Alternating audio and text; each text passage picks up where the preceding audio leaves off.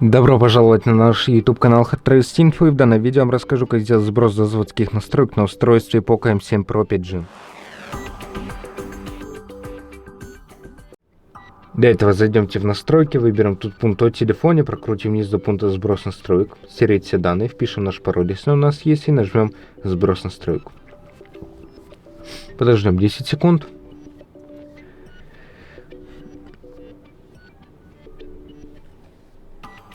Нажмемте далее и также еще раз подождем 10 секунд.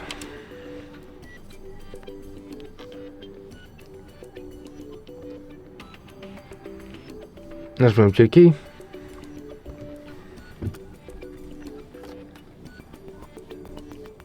И на этом все. Большое спасибо за просмотр этого видео. Ставьте лайки, подписывайтесь на наш YouTube канал и до новых встреч.